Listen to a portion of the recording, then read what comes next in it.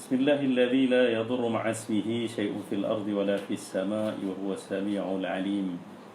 أحييكم بتحية الإسلام، تحية طيبة مباركة من عند الله السلام عليكم ورحمة الله وبركاته.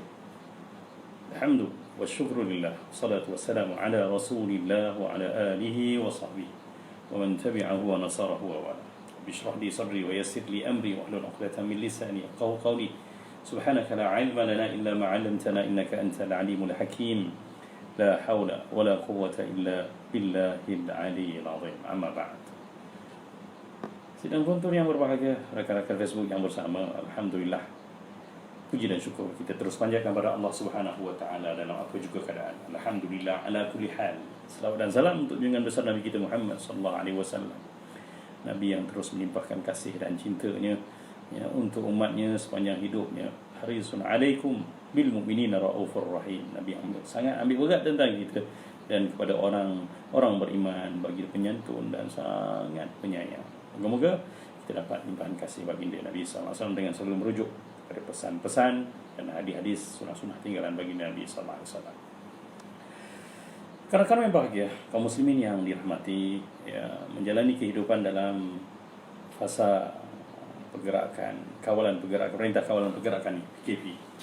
Tentunya kita berhadapan dengan sedikit keresahan, kepayahan, dan untuk menguatkan lagi supaya kita dapat bertahan dalam suasana yang baik, mematuhi arahan-arahan yang telah dikuatkuasakan. Suka kita merujuk kepada apa yang kita lakukan ini sebenarnya ada sandaran daripada agama kita. Nabi Muhammad sallallahu alaihi wasallam pernah berpesan betapa kita dalam kehidupan sebagai seorang beriman ini perlu memastikan tiada mudarat, tiada kemudaratan berlaku dalam hidup kita, apatah lagi memudaratkan insan lain. Mari kita lihat sebuah hadis Nabi sallallahu alaihi wasallam yang diriwayatkan oleh At-Tabrani dalam Mu'jamul Awsat, hadis bernombor 90 daripada Aisyah radhiyallahu anha bahawa Nabi sallallahu alaihi wasallam telah mengatakan la darara wala dirara. La darara wala dirara. Tiada kemudaratan dan tiada juga memudaratkan. Maksudnya dalam Islam tiada kemudaratan dibenarkan, apatah lagi memudaratkan insan lain. Begitu juga kalau kita tengok dalam Sunan Al-Kubra, Imam Al-Baihaqi meriwayatkan satu hadis daripada Abu Sa'id Al-Khudri bahawa Nabi sallallahu alaihi wasallam bersabda dengan permulaan hadis yang sama, la darara wa la dirara, dan kemudian Nabi menyambung man darra darrahullah wa man syaqqa syaqqallahu alaihi. Maksudnya tiada kemudaratan dibenarkan dalam agama ini dan apatah lagi memudaratkan insan lain. Dan siapa yang memudaratkan, maka Allah pasti membalas kemudaratan itu terhadapnya. Dan siapa yang melakukan, yang membuat orang lain susah, menyusahkan, pasti Allah akan menyusahkan ke atasnya. Jadi ini dua potong hadis yang kita rasa elok kita bincangkan pada malam ini supaya kita nampak betapa perlunya kita dalam kehidupan sebagai seorang Muslim ini memelihara hak-hak diri kita dan juga hak insan lain yang berkehidupan bersama kita. Kalau kita rujuk daripada hadis tadi, ad-darar kalimah pertamanya. La darara. Darara ni daripada kalimah darra, yadirru, darran atau diraran. Atau dararan. Maksudnya kemudaratan. Kemudaratan ni secara umumnya adalah benda yang bukan memberi manfaat, lah lawan pada manfaat. Jadi kemudaratan ni maksudnya jangan campakkan diri kamu ke dalam kemudaratan. Dah tahu jalan tu, tempat tu ada rimau, kamu pergi juga, itu tak boleh. Sungai tu ada buaya, awak pergi juga, lompat, nak tunjuk hero kat situ, tak boleh.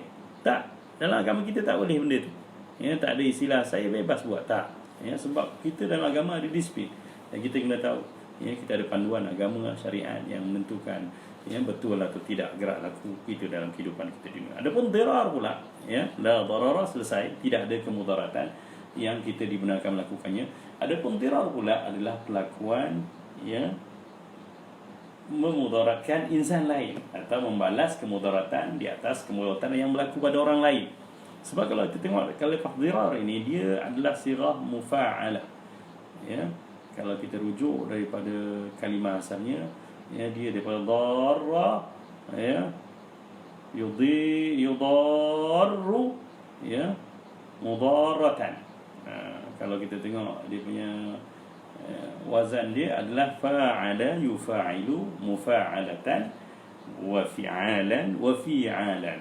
Diraran ni pun, ya, daripada sinilah bina musyarakah. Kalau kita tengok, ya, wa bina'uhu lil musyarakah, dua pihak ni, artinya ada pihak yang melakukan kemudaratan dan ada orang yang kena mudarat. Jadi sebab itulah dalam agama kita melakukan mudarat pada diri sendiri pun dilarang, apatah lagi melakukan kemudaratan kepada orang lain yang berkehidupan bersama dengan kita. Jadi hati-hati, ya. Memang kita kadang-kadang berpendapat bahawa tak apalah, sepertilah saya yang, ya, bukannya saya buat orang lain, ya, saya buat diri saya, tak buat diri sendiri pun tak boleh, ya. Jadi sebab itu dua-dua hadis ini berpesan pada kita bahawa sehingga Allah melarang sangat kita menceroboh hak orang lain dengan mendatangkan kemudaratan pada orang lain, sehingga Allah kata wa man darra darahullah. Siapa yang buat mudarat, Allah pasti balas, ya, akan beri dia kemudaratan. Dan bila hadis ni berbentuk nasihat begini, artinya panduan hidup kita di dunia, pasti kemudaratan akan berlaku di dunia lagi, kalaupun, ya, tidak di dunia, pasti di akhirat akan berlaku kemudaratan yang besar dalam kehidupan kita. Ya, Allah akan balas, ya, kerana kedegilan kita, ya, membuat mudarat dalam kehidupan ini. Sebab itu sebagai contohnya, ya, ada ulama membahaskan bahawa, ya, darar ini bukan dirar, jadi darar dengan dirar. Kemudaratan ini kadang-kadang berlaku tanpa sengaja, ya. Jadi kita tak sedar, kita lakukan benda tu, rupanya Allah mudarat, ya. Dulu kita tak sedar kita ada penyakit ni, kita buat ni, rupanya ni jadi penyakitnya. Sebab itu darar. Itu pun setelah mana kita tahu, ya, maka kita tidak boleh mengulangi kemudaratan yang sama. Tapi biasanya, ya, kalau dirar ini perlakuan memberi mudarat pada orang lain, memang dengan sengaja. Memang dengan sengaja, ya. Kita letakkan paku di laluan orang ramai, itu mudarat, jelas, ya. Campakkan kotoran di laluan orang, itu memberi mudarat pada orang. Tapi kemudaratan kadang-kadang berlaku tanpa sengaja sebab kita tak dapat jangka benda tu. Dan setelah mana kita tahu kejangkaan itu berlaku, maka, ya, kita tak boleh lagi mengulangi kemudaratan tersebut. Ya, sebab tu kalau kita rujuklah pada satu contoh, ya, perlakuan merokok. Ya, merokok ni sebenarnya dulunya, ya, dia dikenal pasti sebagai satu alat untuk memanaskan badan. Kalau tengok sejarah cerita rokok, asalnya pelayar Spanyol. Mereka ni belayar, dan kerana dalam musim sejuk mereka mencipta satu bahan yang boleh, ya, menjadikan badan menjadi panas, iaitu mereka cipta rokok. Pada awal kurun ke-19 terciptanya rokok ini oleh pelayar-pelayar Spanyol, dan mereka menyangkakan benda itu manfaat, tidak ada mudarat. Tapi setelah, ya, satu tempoh masa berlalu dan mula dikesan ada yang berpenyakit batuk, kanser, pernafasan dan sebagainya, ya, paru-paru rosak dan sebagainya, barulah mereka tahu bahawa rupanya rokok bukan memberi manfaat sahaja, malah memberi mudarat yang lebih besar. Maka ketika itu berlaku darar tadi, darar, sebab dah tahu. Dan rokok juga, sebagaimana yang kita tahu hari ini, bukan saja darar, tapi dia juga dirar, sebab memberi, ya, kemudaratan pada orang yang berada di sekitar kita yang merokok.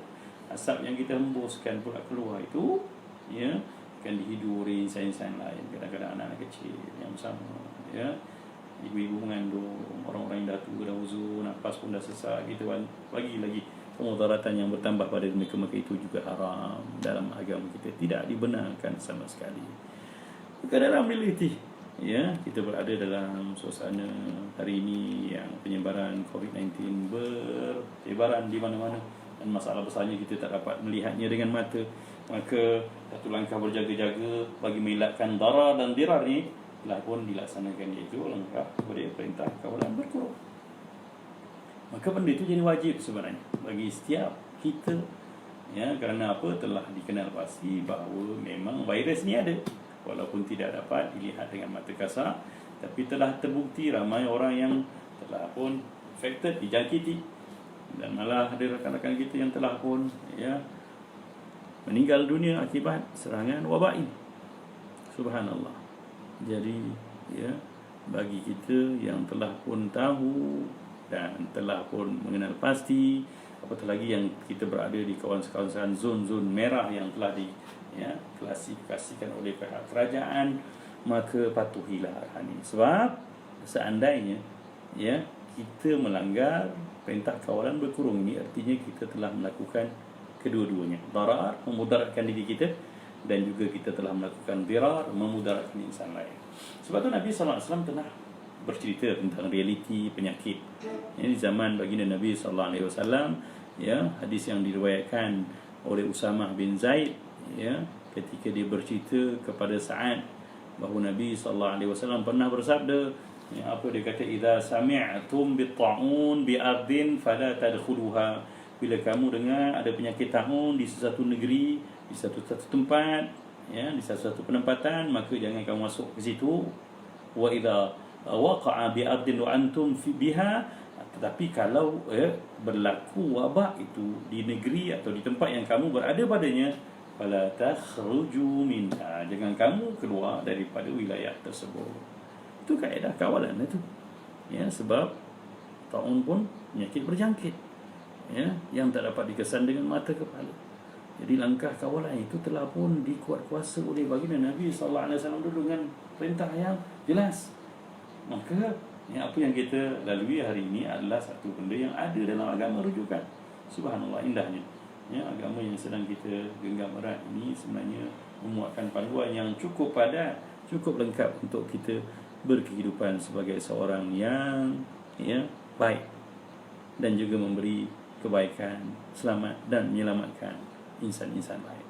Sebab itulah ya, Rasulullah SAW juga menegaskan bahawa dalam hadis tadi, man darra musliman darrahullah, ya, siapa yang beri mudarat pada orang lain, khususnya orang Islam, maka pasti Allah akan beri kemudaratan dalam hidupnya.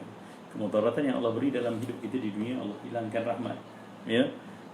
Kita tak kuat lagi untuk jadi hamba Allah yang baik, makin terlibat dengan macam-macam kejahatan, kemungkaran, untuk melakukan kebaikan, ketaatan pada Allah Subhanahu Wa Taala, macam dihalang banyak. Itu kemudaratan yang lebih besar daripada kemudaratan fizikal yang kita nampak pada hari ini, ya. Dan ada baiknya kita renung juga satu hadis Nabi sallallahu alaihi wasallam sebagai penutup bicara kita pada kali ini, iaitu Nabi sallallahu alaihi wasallam pernah menyebut dalam satu hadis yang diriwayatkan oleh Abdullah bin Amr, ya, bin Al-As radhiyallahu anhuma, bahawa Nabi sallallahu alaihi wasallam bersabda, hadis ini riwayat Bukhari dan Muslim. Apa katanya? Ya, Nabi sallallahu alaihi wasallam bersabda, al-muslim man salimal muslimuna min lisanihi wa yadihi. Ya, orang muslim yang sebenar, sebab tu diletak dalam ta'rif tu. Ya. Dia tertentu. Ya. Mukhassas, ya, hakikat orang Islam yang sebenar, kata Nabi, seorang Islam muslim yang sebenar, man saliman muslimun, itu orang-orang yang menyelamatkan orang-orang Islam. Ya, bukan menyelamatkan, saliman muslimun jadi fa'il. Orang Islam yang sebenar adalah orang yang mana orang Islam lain selamat daripada min lisani wa yadi, daripada tangan, lidah dan tangannya. Artinya orang Islam yang sebenar adalah orang Islam yang menjamin orang-orang Islam lain selamat daripada kejahatan, ya, penyakit, sakit, ya, kecederaan, kesakitan yang berpunca daripada lidah dan tangannya. Hadis ini banyak kita terjemahkan atau kita salurkan kepada pihak kata-kata kita, tapi hari ini kita rujuk juga Nabi SAW sebut tangan, sentuhan, ya, pergerakan. Subhanallah, ya. Jadi marilah kita jadi orang Islam yang baik, ya. Hadis ini juga sama diriwayatkan oleh Muslim dalam satu riwayat, betapa seorang sahabat bertanya, anna rajulan sa'ala Rasulullah sallallahu alaihi wasallam ayul muslimina khairun, ya, siapakah orang Islam yang paling baik ya Rasulullah? Qal, baginda menjelaskan, man salimal muslimuna, siapa yang orang Islam lain selamat, min lisanihi wa yadihi, daripada kejahatan lidah dan tangannya. Mari kita usahakan, ya, watak-watak muslim yang baik, agar dalam tempoh yang sebegini rupa orang makin nampak keindahan Islam. Di tempat-tempat lain orang dah melihat kebenaran dan keindahan Islam. Apa kata kita menyumbang sama, membuktikan bahawa agama ini agama yang indah. Kepatuhan kita pada saranan-saranan agama menjadikan kita jadi orang Islam yang baik, lalu memaparkan keindahan agama ini pada orang-orang bukan Islam, dan supaya kita juga menjamin selamat dan tidak melibatkan diri dalam kemudaratan dan memberi mudarat pada insan yang lain. Moga-moga ada manfaat daripada apa yang kita bicarakan pada malam ini, khususnya berkenaan dengan usaha kita mengekang penularan wabak COVID-19 ini dengan bertahan untuk tidak memberi sebarang kemudaratan pada diri sendiri apatah lagi pada insan lain. Allahumma idfa' 'anna al-bala wal ghala wal waba wal fahsya wal munkar wal mihan wal fitan ma dhahara minha wa ma batan innaka 'ala ma tasha'u qadir. Rabbana atina min ladunka rahmah wa hayyi' lana min amrina rashada. Rabbana atina fid dunya hasanah wa fil akhirati hasanah wa qina adzabannar. Ya Allah, bantulah kami untuk mengharungi kehidupan sebagai hamba-Mu ya Allah, dalam apa juga keadaan. Semoga Allah bantu kita. Wa bihi Allah alam. Terima kasih atas perhatian semua. Semoga ada kebaikan untuk kita bersama. Assalamualaikum warahmatullahi wabarakatuh.